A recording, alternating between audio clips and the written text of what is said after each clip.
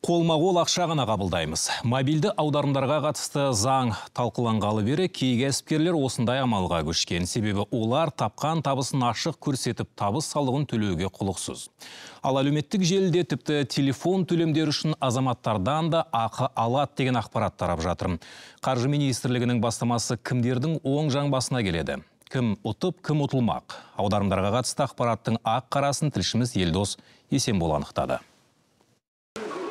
Онлайн аударымдарға салық салыну мүмкін деген ақпарат шыққалы бері көпшіліктен маза кетті. Себебі қазір қолма-қол ақша ұстайтын жанды сирек кездестіресіз. Тіпті күнделікті жолақыдан бастап азық-түлік үшін де азаматтар телефон арқылы төлеп үйренген.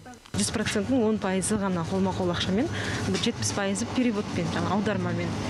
Ақшалай аударма, қалғандары картамен 20%. Переводқа енді салық салынса бәрібір кісілер енді наличный алып келеді деп ойламаймын. Картамен төлейді көбісі. Сондықтан ойлаймыз, там ешқандай айырмашылығы жоқ. Бәрібір налог төлейміз. Табыс салығы туралы заң тағымдатқандардың басым көпшілігі такси жүргізушілері. Темір тұлпар мен несібесін тапқандар бұл өзгерісті жылы қабылдай қоймады. Тірнектеп жүріп жиғанымызды жырып кетпек дейді олар. Сондықтан заң күшіне енген күннен бастап қолма-қол ақшаға көшеміз деп отыр. Егер ақшаң болса жүр, болмаса қал дегенге саят әңгімелері. Наличке етеміз о. Уже 100 теңге лақтырсаң, 30 теңгесін алып қалатын болса. Не істейміз о? Бізге не пайда? Бензиннің ценасы анау, газдың ценасы анау. Одан өзіміздің жаңа 200 теңге, 500 теңгемізді таратып. Жоқ, наличке қабылдайсың ғой, менде Каспий жоқ дейсің. Болды, менде Каспий жоқ. Берсең, нал бер, бермесең, бар бара бер.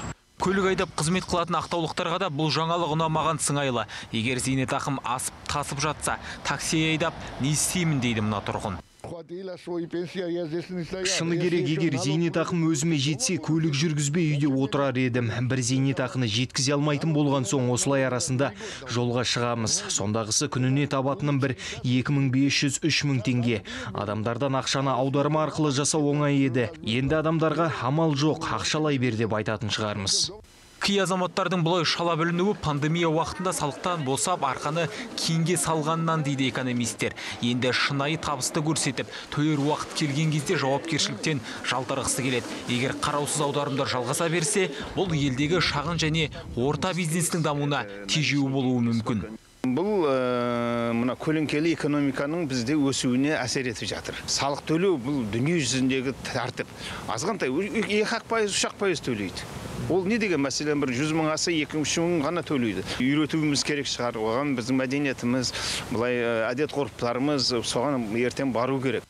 Қаржы министрлігіндегілер бұл заңды шығармас бұрын 7 рет өлшеп, 1 рет кескендеріне сенімді. Бизнес қауымдастықпен және банктермен бірнеше мәрте талқыланды деп отыр. Азаматтардың жеке шот емес, кәсіпкерлік шоттарға түскен қаражат қана есептеледі. Сондықтан әлеуметтік желіде тараған ақпараттың бәріне бірдей сене бермеуге шақырады. Такси жүргізушілерін алатын болсақ, олар патент негізінде арнайы салық режимін қолдана алады.